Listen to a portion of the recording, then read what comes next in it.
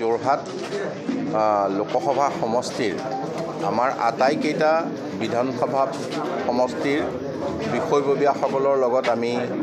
নিৰ্বাচনী কৌশলৰ বাবে ইয়াত একত্ৰিত হৈছোঁ আৰু যোৰহাট লোকসভাৰ ক্ষেত্ৰত আপোনালোকে যিটো বিষয় উত্থাপন কৰিছে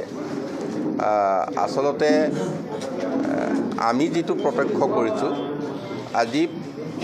বিকাশৰ যিটো জোৱাৰ বিকাশৰ যিটো বন্যা আমি যোৰহাট লোকসভা সমষ্টিত ইতিমধ্যে আমাৰ মাননীয় মুখ্যমন্ত্ৰী ডক্টৰ হিমন্ত বিশ্ব শৰ্মাৰ নেতৃত্বত আমি পাইছোঁ। আজি আমি শক্তিশালীভাৱে প্ৰতিটো বিধানসভা সমষ্টিত আমি যথেষ্ট সুসংগঠিত হৈ আছোঁ আৰু সেই সুসংগঠিত হৈ থকা আমাৰ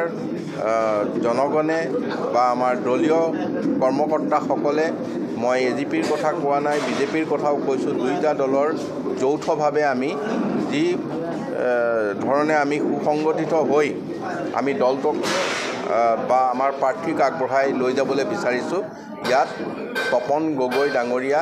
নিৰ্বাচিত হোৱাটো নিশ্চিত, সেইটোৰ কাৰণে আৰু আমি এতিয়া মই কিবা ভাবিব লগা আছে বুলি মই নাভাবোঁ। নিৰ্বাচনত হয়তো তেনেকৈ সংবাদ মাধ্যমেই হওক অন্যান্য ধৰণেই হওক নিৰ্বাচনৰ যুঁজবিলাকত সেই কথাটো থাকিব, কিন্তু ভোটৰ ক্ষেত্ৰত আমি যথেষ্ট আগবাঢ়ি আছোঁ আৰু ৰাইজে সেইখিনি আমাৰ ওপৰত আস্থা আৰু বিশ্বাস ৰাখিছে বুলি মই ভাবোঁ। কিমানখন আসন লাভ কৰিব? আসন চাওক, আমাৰ সকলোৱে কয় যে 11খন আসন নিশ্চিত, কিন্তু এতিয়া আমি লাহে লাহে দেখিছোঁ যে 11খন নহয়, আমি যিকেইখন আসনৰ ওপৰত কিছু আমাৰ সন্দেহ আছিল তাত যেতিয়া প্ৰাৰ্থিত্ব ঘোষণা কৰা হ'ল তাৰপিছত ৰাইজৰ পৰা যিটো সঁহাৰি পাইছোঁ বা বিৰোধীৰ যিটো প্ৰতিদ্বন্দ্বিতা এই আটাইকেইটা চালে আমাৰ এতিয়া যদি নগাঁও হওক বা কৰিমগঞ্জ হওক এইকেইখনত আমি আগবাঢ়ি গৈছোঁ। ধুবুৰীৰ কথা আহিছে, ধুবুৰীতো কংগ্ৰেছ আৰু UDFৰ এটা প্ৰতিদ্বন্দ্বিতা আছে শক্তিশালী। তাৰপিছত আমাৰ বৰ্তমান অসম গণ পৰিষদ দলে সেই সমষ্টিটোত কেইবাজনো বিধায়ক ইয়াৰ আগতে নিৰ্বাচিত কৰিছে। যোৱাবাৰৰ আপুনি ভোটৰ যিটো নিৰিখ সেইটো চাই যদি আপোনালোকে গম পাব আমি ছেকেণ্ড পজিশ্যনত আছিলোঁ যোৱাবাৰ ধুবুৰীত, গতিকে আমি এতিয়া ফাৰ্ষ্ট পজিশ্যনলৈ যাবলৈ আমি অগ্ৰসৰ হৈছোঁ আৰু এনে হ'লে 14খন আসনেই আমি মিত্ৰজোঁটে পাম বুলি মই আশা কৰোঁ। লোকসভা বিৰোধী শূন্য হোৱাৰ পথত আগবাঢ়িছে। মই ভবা নাই এইটো প্ৰত্যাহ্বান হ'ব, কাৰণ আজি কংগ্ৰেছ দলটোৱে যিটো তেওঁলোকৰ প্ৰদৰ্শন কৰিছে আমি গোটেই সৰ্বভাৰতত বা অসমত আমি যিটো দেখি আছোঁ, গতিকে এতিয়া কংগ্ৰেছক লৈ পুনৰ ৰাইজ আগবাঢ়িব মই এইটো কথা নেভাবোঁ। ৰাইজ এতিয়া বিকাশৰ লগত উন্নয়নৰ লগত, গতিকে আমাৰ মুখ্যমন্ত্ৰী ডক্টৰ হিমন্ত বিশ্ব শৰ্মাৰ নেতৃত্বত যিখিনি অসমত আমি আগবাঢ়িছোঁ ৰাইজে আমাক বিশ্বাস আৰু আস্থা ৰাখিছে বুলি মই ভাবোঁ। অসম গণ পৰিষদ দল NDAৰ অংশীদাৰ। অসমত 14খন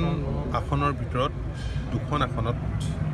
NDAৰ প্ৰাৰ্থী হিচাপে অসম গণ পৰিষদ দলৰ প্ৰাৰ্থীয়ে প্ৰতিদ্বন্দ্বিতা কৰিব। এয়া হৈছে বৰপেটা আৰু ধুবুৰী।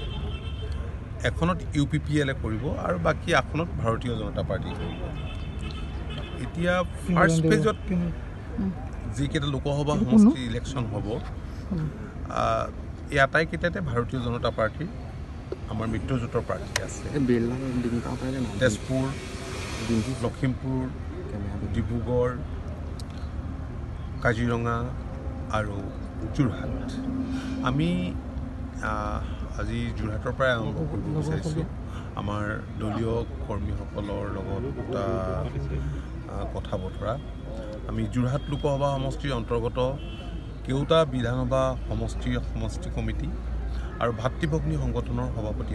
সম্পাদকসকলক আৰু জিলা কমিটিৰ সভাপতি সম্পাদক এইসকলক আজি আমি ইয়ালৈ মাতিছিলোঁ আৰু মই দেখিছোঁ যে তেখেতসকল আহি ইতিমধ্যে উপস্থিত হৈছে। তো আগন্তুক নিৰ্বাচনত আমাৰ য'ত প্ৰাৰ্থী আছে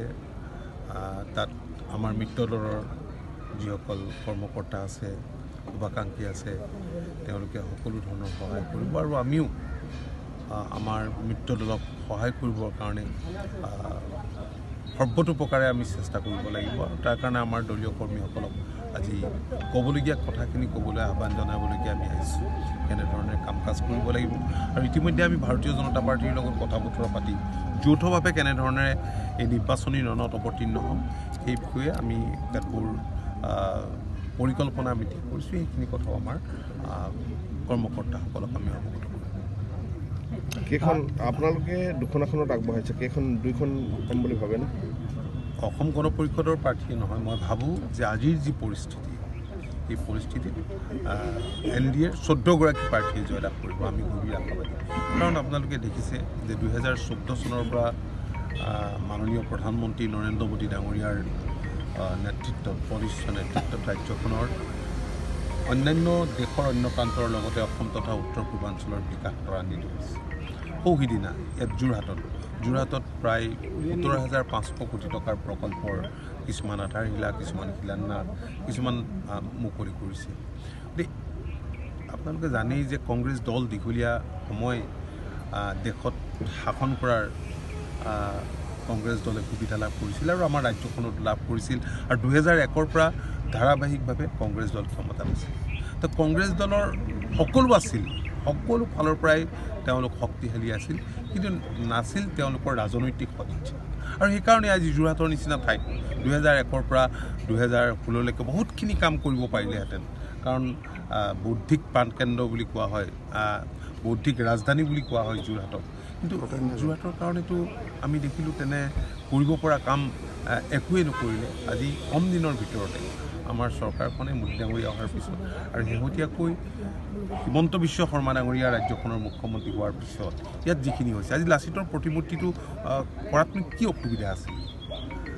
যিসকল আমাৰ বীৰ বীৰাংগনা সেইসকলক স্বীকৃতি দিয়াত সেইসকলক বিশ্ব দৰবাৰলৈ লৈ যোৱাত কি অসুবিধা আছে সেই কামখিনিতো কৰিব পাৰিলেহেঁতেন আজি যিমানখিনি কাম আজি ব্ৰহ্মপুত্ৰৰ ওপৰত ব্ৰিজকে ধৰি আজি যিদৰে সকলো ঠাইতে ফ্লাইঅভাৰ হৈছে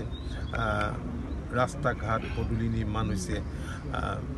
তো যিধৰণে ইনফ্ৰাষ্ট্ৰাকচাৰ ইয়াত ডেভেলপমেণ্ট হৈছে তো কংগ্ৰেছৰ দিনততো একো হোৱা নাছিল যোৰহাট সমষ্টিত এইবাৰ গৌৰৱ গগৈ প্ৰতিদ্বন্দ্বিতা কৰিছে তীব্ৰ প্ৰত্যাহ্বান হিচাপে থিয় দিছে নেকি বাৰু মিত্ৰদলৰ মই নাভাবোঁ কাৰণ মানুহে বিকাশ বিচাৰে উন্নয়ন বিচাৰে ডেভেলপমেণ্ট বিচাৰে এইটো ইণ্ডিভিজুৱেল গেম নহয় এই যুদ্ধখন কংগ্ৰেছ আৰু ইণ্ডিয়া ভাৰ্চাছ NDA আজি তপন গগৈ ডাঙৰীয়া ইয়াৰ MP আছিল তপন গগৈ ডাঙৰীয়াই 4 চুক চিনি পায় সমষ্টিটো তেওঁ এজন অভিজ্ঞ আৰু তেওঁ এটা ভাৱমূৰ্তিও আছে এটা নিকা ভাৱমূৰ্তিটো আছে দীৰ্ঘদিন ধৰি তেওঁ এটা অৰাজনৈতিক সংগঠনৰ নেতৃত্ব বহন কৰি আছিল গ্ৰাছৰুটতো আছিল সেই সূত্ৰেও পাইছোঁ তেওঁ কামৰ মানুহ মানে বহু ধৰণৰ কথা হয় কিছুমান মানুহ বহু বলকি কিন্তু প্ৰেক্টিকেলি ৰিজাল্ট নাই ৰাজনৈতিক সদিচ্ছা নাই মই ভাবোঁ বিৰোধী শূন্য হ'ব আৰু সেইকাৰণে মই কৈছোঁ যে এইবাৰ NDA অসমৰ 14খন আসনতেই জয়ৰ প্ৰচুৰ সম্ভাৱনা আছে